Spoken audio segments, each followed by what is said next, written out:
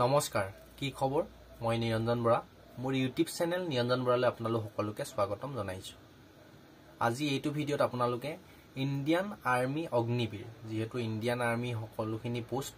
অগ্নিবীৰ কৰি পেলালে আপোনালোক অগ্নিবীৰত যাবলৈ হলে লৰাৰ বয়স কিমান লাগিব কোৱালিফিকেশন কিমান লাগিব হাইট চেজ কিমান লাগিব প্ৰথমতে এক্সাম হ'বনে ৰানিং হ'ব ফুল ডিটেইলছত জানিব পাৰিব এইটো ভিডিঅ' জৰিয়তে আপোনালোকে সকলো তথ্য চাব আৰু এপ্লাই কৰিবলৈ কি ডকুমেন্ট লাগিব আপোনাৰ বা এপ্লিকেশন ফিজ কিমান কাটিব লাগিব বা দৰমহা কিমান হ'ব গোটেইখিনি কথা জানিব পাৰিব যিসকলে 2024ত অলৰেডি দিছিলে এবাৰ তেওঁলোকে এক্সাম কোৱালিফাই কৰিব নোৱাৰিলে বা কিছুমানে এক্সাম কোৱালিফাই কৰিলে ফিজিক্যাল টেষ্টটো পাছ কৰি আহিলে কিন্তু মেৰিট লিষ্টৰ নাম নাহিলে তেওঁলোকে বা ভ্যাকেন্সি নতুন ভ্যাকেন্সি কেতিয়া এপ্লাই ষ্টাৰ্ট হ'ব গোটেইখিনি তথ্য জানিব পাৰিব ভিডিঅ'টো শেষলৈকে চাব আৰু ভিডিঅ'টো আৰম্ভ কৰাৰ আগতে আপোনালোকে যদি স্কিপ কৰি দিলে গোটেই কথাখিনি বুজি নাপাব স্কিপ নকৰাকে কন্টিনিউ শেষলৈকে চাব তেতিয়া গোটেই তথ্যখিনি জানিব পাৰিব আৰু কেতিয়া মানে ভ্যাকেন্সি অনলাইন এপ্লাই ষ্টাৰ্ট হ'ব গোটেইখিনি তথ্য দিম আৰু এটা ৰিকুৱেষ্ট কৰিছো আৰম্ভ কৰাৰ আগতে মোৰ চেনেলটো যদি এতিয়ালৈ সাবস্ক্ৰাইব কৰিছে তেন্তে বহুত ধন্যবাদ আৰু যদি সাবস্ক্ৰাইব কৰা নাই তেন্তে সাবস্ক্ৰাইব কৰি কাষতে থকা বেল আইকনটো প্ৰেছ কৰি অল কৰি থৈ দিব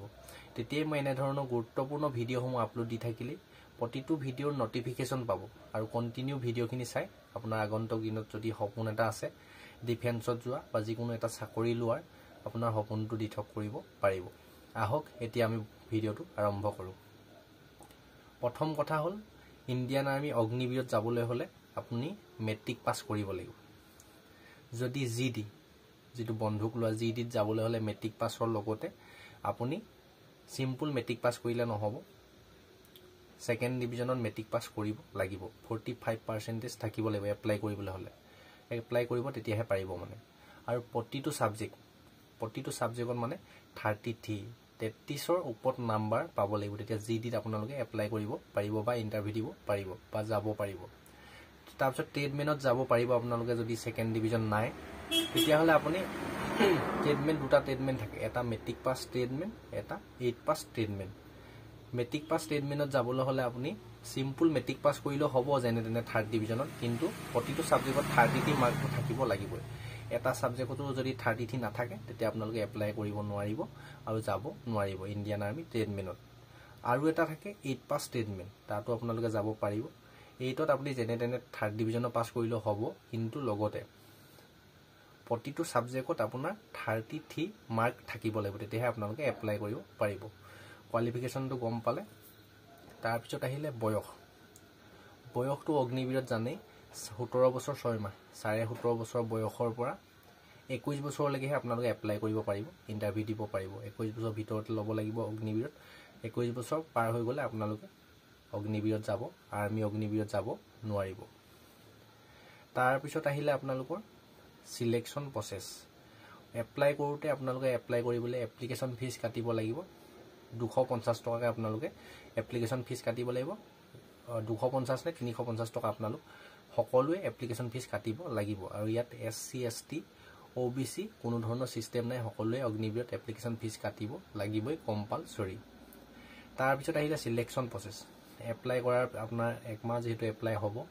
তাৰ পিছত আপোনাৰ এক্সাম ডেট আহিব এক্সাম ডেটত আপোনালোকে প্ৰথমতে computer CBT computer base test exam দিব লাগিব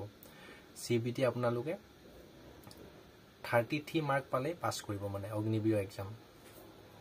যেনে তেনে যদি আপুনি 33 পায় 100ৰ ভিতৰত আউট অফ 100 33 পালে আপোনাক কোৱালিফাই কৰিব সকলোৱে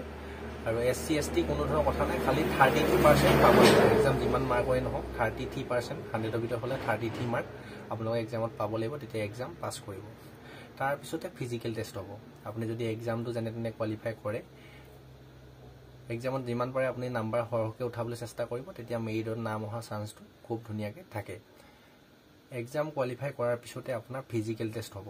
ফিজিক্যালৰ লৰা সকলোখিনি হাইটটো শুনি ল'ব লৰা হ'বলৈ হাইট থাকিব লাগিব এসসি এসটি ওবিসি কোনো ধৰণৰ যেহেতু সিস্টেম নাই সকলোৱে আপোনালোকৰ হাইট থাকিব লাগিব 160 সেন্টিমিটাৰ হাইট থাকিব লাগিব জিডি হওক ট্ৰেডমেন হওক 8 পাছ ট্ৰেডমেন হওক মেট্ৰিক পাছ ট্ৰেডমেন হওক সকলোতে হাইটটো থাকিব লাগিব আপোনাৰ 160 সেন্টিমিটাৰ আৰু চেষ্টখন বডিটো আপোনাৰ যদি বডিটো নৰমাল আপোনালোকৰ থাকিব লাগিব 77 সেন্টিমিটাৰ নৰমাল থাকিব লাগিব এনেকে নুফুলোৱাকে 5 সেন্টিমিটাৰ ফুলাই আপোনাৰ 82 সেন্টিমিটাৰ চেছ হ'বগে লাগিব মানে 77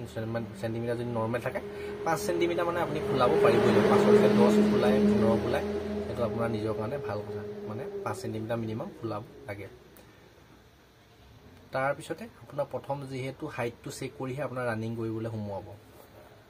ডকুমেন্টৰ কথা মেট্ৰিকৰ সাৰ্টিফিকেট মেট্ৰিকৰ এডমিট মেট্ৰিকৰ মাৰ্কশিট এই তিনটাই মোস্ট ইম্পৰ্টেন্ট ডকুমেন্ট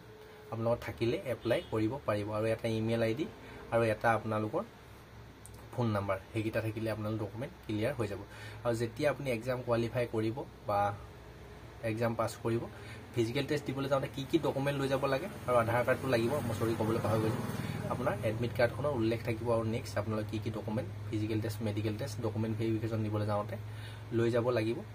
তাত উল্লেখ থাকিব তেতিয়া আপোনালোকে নিশ্চয় গম পাব তাৰ পিছতে আহিলে আপোনালোকে ৰানিং কৰিব লাগিব ৰানিং কিমান কিলোমিটাৰ কৰিব লাগিব আপোনালোকে শুনি ল'ব 1.6 কিলোমিটাৰ ট্ৰেডমিল হোক জিডি হোক 8 পাস ট্ৰেডমিল হোক মেট্ৰিক পাস ট্ৰেডমিল হোক জিডি পোষ্টত হোক আপুনি যদি কোৱালিফাই কৰে 1600 মিটাৰ ৰানিং কৰিব লাগিব যেনে তেনে পাস কৰিবলৈ আপোনাৰ টাইমিং থাকিব 5 মিনিট 45 সেকেন্ড আৰু ৰানিংত থাকিব 100 ৰানিং আৰু সিনাপত 100 মাৰ্ক থাকিব ৰানিংত 60 মাৰ্ক থাকিব আপুনি যদি 5 মিনিট 30 সেকেন্ডৰ আগত যদি সোমাব পাৰে তেতিয়া 60 ভিতৰত 60 মাৰ্ক পাব আৰু 5 মিনিট 31 সেকেন্ডৰ পৰা 5 মিনিট 45 সেকেন্ডলৈকে সোমালে 48 মাৰ্ক পাবলৈ সক্ষম হ'ব ৰানিংৰ মাৰ্কটো গম পালে আৰু 5 মিনিট 45 সেকেন্ডতকে 1 সেকেন্ড যদি বেছি লাগে আপোনালোকে ফেল কৰিব পাছে নকৰিব মাৰ্কটো গম পালে তাৰ পিছত লং জাম্প মাৰিব লাগিব লং জাম্প 9 ফুট লং জাম্প মাৰিব লাগিব এনে 9 ফুটৰ গাত এটা খানি থাকিব এটো জাস্ট জাম্প মাৰি পা হলে হল তাৰ কোনো নাম্বাৰ নাথাকে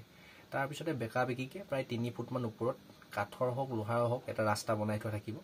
আপুনি ব্যালেন্সটো চাব জিগজাগ ব্যালেন্স বুলি কয় 20 ফুট মান দীঘল হ'ব 3 ফুট মান ওখ হ'ব মানে সৰু এটা পাতলা আপোনাৰ ইটা চকমান বহল ধৰিল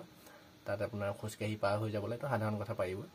হেতু আপুনি পৰিলে ফেল কৰিব হেতু কোনো নাম্বাৰ নাথাকে তাৰ পিছত আহিলে সিনাপ বিম মাৰিব লাগিব সকলোৱে বিম মাৰিব লাগিব বিম যদি টোটাল আপুনি 10টা মাৰিব পাৰে এক্সেলেন্ট হ'ব বিমত আপোনাৰ যেটো 40 নম্বৰ থাকে 40 ৰ ভিতৰত 40 পাব বিমটো 10টা মাৰি পেলে 40 ৰ ভিতৰত 40 নম্বৰ পাবলৈ সক্ষম হ'ব আৰু তাৰ পিছত আপুনি মিনিমাম 6টা মাৰিলে পাস কৰিব 16 মাৰ্ক পাব 7টা মাৰিলে 20 মাৰ্ক পাব এনেকৈ বাঢ়ি গৈ থাকিব আপুনি যেটাই মাৰে 6টা ওপৰত হিমানে নম্বৰ পাই গৈ থাকিব টোটাল এক্সেলেন্ট মাৰিবলৈ 40 ৰ ভিতৰত 40 পাবলৈ আপুনি 10টা বিম মাৰিব লাগিব এইখিনি তাৰ পিছত আপুনি যেতিয়া ফিজিক্যাল টেষ্ট পাস কৰিব তাৰ পিছতে আপোনাৰ ডকুমেন্ট ভেৰিফিকেশন হ'ব ডকুমেন্ট ভেৰিফিকেশন পাস কৰাৰ পিছতে পিছ দিনাই লগালক মেডিকেল টেষ্ট অনুষ্ঠিত হ'ব আৰ্মি মেডিকেলৰ ওপৰত ডিটেইলছত নেক্সট ভিডিও এটা লৈ আহিম আগত অলৰেডি বহুত দিনৰ আগতে ভিডিও দিয়া আছে আপোনালোকে যদি হোম পেজত গৈ চাব বিচাৰে চাই ল'ব আৰু নেক্সট মই যেতিয়া আপোনাৰ এপ্লাই এক্সাম হৈ যোৱাৰ পিছতে ভিডিও লৈ আহিম বা সোনকালে খুব ভিডিও লৈ আহিম আপোনাৰ ডিটেইলছত খুব ধুনিয়া হাৰ্ড হয় আৰ্মি মেডিকেল পুৰা কমপ্লিট ফিজিক্যাল মেডিকেল পুৰা ফিট ফিজিক্যালি ফিট থাকিব মেডিকেল ফিট থাকিব লাগিব তেতিয়া আপোনালোকে মেডিকেল টেষ্ট পাস কৰিব তাৰ পিছত আপোনালোকে মেডিকেল যদি কোৱালিফাই কৰি আহে ফাইনেল মেৰিট লিষ্টলৈ ওয়েট কৰিব লাগিব মেডিকেল হৈ যোৱাৰ 15 দিনৰ পৰা 1 মাহৰ ভিতৰত আপোনালোকৰ ৰিজাল্ট আহি যাব তাৰ পিছত মেৰিট লিষ্টত যদি আপোনালোকৰ নাম আহি যায় আপোনালোকে ইণ্ডিয়ান আৰ্মি অগ্নিবীৰত চাকৰি পাবলৈ সক্ষম হ'ব সিলেকশন প্ৰসেসটো গম পালে আৰু স্যালাৰি যদি কয় আপুনি মিনিমাম অগ্নিবীৰ চাকৰিটো গম পায় 4 বছৰ চাকৰি প্ৰথম বছৰত আপোনালোকৰ 30000 পাব সৰি 25000 নেক্সট বছৰত 30000 তাৰ পিছত 40000 হেনেকে পাই গৈ থাকিব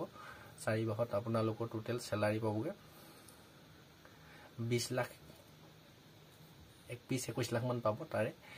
10 লাখ মান টকা আপোনাক দৰমহা হিচাপে দিব আৰু 10 লাখ মান আপোনাৰ কাটি পেলানি যেতিয়া আপুনি 4 বছৰ ৰিটায়াৰমেন্ট হৈ যাব 10 লাখ টকা এটা পেকেজ আপোনাক দি ঘৰলে ৰিটায়াৰমেন্ট কৰি পঠিয়াই দিব সিলেকশন প্ৰসেসৰ গোটেই কথাটো বুজাই দিলো বুজি পালে আৰু পেমেন্টৰ কথাটো গম পালে এইখিনিয়ে স্টেপ অগ্নিবীৰত চাকৰি পাবলৈ হলে চাকৰি কমপ্লিট হোৱা লৈকে আৰু এতিয়া আহিলে আপোনালোকৰ এক্সামটো যেনে যদি কোৱালিফাই কৰে ৰানিং আৰু এক্সামত ধৰি লওক কম নম্বৰ পাই পাস কৰিলে ফিজিক্যালত আপুনি 100 ৰ ভিতৰত 100 মাৰ্ক ললে আপোনাৰ চাকৰিটো পাবলৈ সহজ হয় বা এক্সামত যদি ভাল নম্বৰ থাকে ফিজিক্যালত যেনে কোৱালিফাই কৰিলে আপোনালোকৰ চাকৰিটো পাবলৈ সক্ষম হ'ব আৰু যাৰ এনসিসি থাকিব এনসিসি এ মাৰ্ক থাকে A B C G certificate থাকে তাৰ ওপৰতে আপোনাৰ নম্বৰ থাকিব আৰু সি যাৰ নম্বৰ সি যাৰ সাৰ্টিফিকেট থাকে তেওঁলোকে easy physical medical exam qualify কৰাৰ পিছতে ফিজিক্যাল মেডিকেল পাস কৰিলে আপোনালোকে চাকৰি পায় যাব এইখিনি সিলেকশন প্ৰসেস এতিয়া আহিলে ভেকেন্সি কেতিয়া অনলাইন এপ্লাই ষ্টাৰ্ট হ'ব যেহেতু 7 জানুৱাৰী আজি 5 জানুৱাৰী 2025 ভিডিঅ'টো বনাই আছোঁ 7 জানুৱাৰীৰ পৰা ছোৱালী ৰানিং ষ্টাৰ্ট হৈছে আপোনাৰ জানুৱাৰী মাহটো শেষৰ ফালে বা ফেব্ৰুৱাৰী প্ৰথমতে যেহেতু মেৰিট লিষ্ট আহিব ছোৱালীসকলৰ অগ্নিবীৰ ফেব্ৰুৱাৰী মাহটো আপোনালোকে ষ্টপ হৈ গ'ল মাৰ্চ এপ্ৰিল এই 2 মাহৰ ভিতৰতে আপোনালোকৰ নতুন ভেকেন্সি অনলাইন এপ্লাই ষ্টাৰ্ট হ'ব 2025 মাৰ্চৰ শেষৰ ফালে নাইবা এপ্ৰিল মাহৰ প্ৰথমতে আপোনালোকৰ অগ্নিবীৰৰ অনলাইন এপ্লাই ষ্টাৰ্ট হ'ব এইখিনি গোটেই তথ্যখিনি দিলোঁ যিমান লগৰ বন্ধু বান্ধৱী আছিলে সকলোলৈকে শ্বেয়াৰ কৰি দিব আৰু যিসকলে নতুনকৈ মেট্ৰিক হাই ছেকেণ্ডেৰী পৰীক্ষা পাছ কৰিব তেওঁলোকলৈ বা দিব তেওঁলোকলৈ এইটো ভিডিঅ' শ্বেয়াৰ কৰি দিব যিসকলে অগ্নিবীৰত যাব পাৰে যাব বিচাৰে তেওঁলোকৰ কাৰণে সহায়ক হ'ব এইখিনি গোটেই তথ্যখিনি দিলোঁ আৰু ভাল লাগিলে যদি লাইক কৰিব আৰু চেনেলটো ছাবস্ক্ৰাইব কৰা নাই যদি ছাবস্ক্ৰাইব কৰি ৰাখিব আৰু যদি ইয়াতকৈ কিবা জানিব বিচাৰে তলৰ কমেণ্ট বক্সত কমেণ্ট কৰিবলৈ নাপাহৰিব ডেছক্ৰিপশ্যনতে টেলিগ্ৰাম চেনেলটো লিংক দি থৈছোঁ টেলিগ্ৰাম চেনেলটো ছাবস্ক্ৰাইব কৰি ল'ব তাত ভিডিঅ'বিলাকৰ লিংক দি থাকক আপুনি ইউটিউবত নটিফিকেশ্যন নাপালেও টেলিগ্ৰাম চেনেলৰ লিংকৰ পৰা কণ্টিনিউ ভিডিঅ'খিনি চাই থাকিব পাৰিব আৰু ইনষ্টা আইডিটো দিছোঁ ফ'ল' কৰি ৰাখিব ডেছক্ৰিপশ্যনত হোৱাটছআপ গ্ৰুপৰ লিংকো দি থৈছোঁ আপোনালোকে যদি জইন হ'ব বিচাৰে জইন হৈ ল'ব নেক্সট আকৌ অন্য এটা গুৰুত্বপূৰ্ণ ভিডিঅ' সৈতে আপোনালোকৰ সন্মুখত লগ পোৱাৰ প্ৰতিশ্ৰুতিয়ে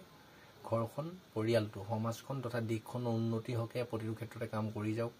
আপোনালোকৰ লক্ষ্য উদ্দেশ্য সোনকালে পূৰণ হওক তাৰে কাৰণে ভগৱানৰ ওচৰত প্ৰাৰ্থনা জনাইছোঁ আৰু যিসকলে 2024 এক্সাম কোৱালিফাই কৰিছিলে ফিজিকেল মেডিকেল কোৱালিফাই কৰিছিলে কমেণ্ট কৰিব যদি মেৰিট লিষ্টত আউট হ'ল কোনে কিমান ল'ৰা ছোৱালী আছে মোৰ চেনেলৰ লগত জড়িত সকলোৱে কমেণ্ট কৰিবলৈ নাপাহৰিব যিসকলে দিম বুলি ভাবিছে তেওঁলোকো কমেণ্ট কৰিব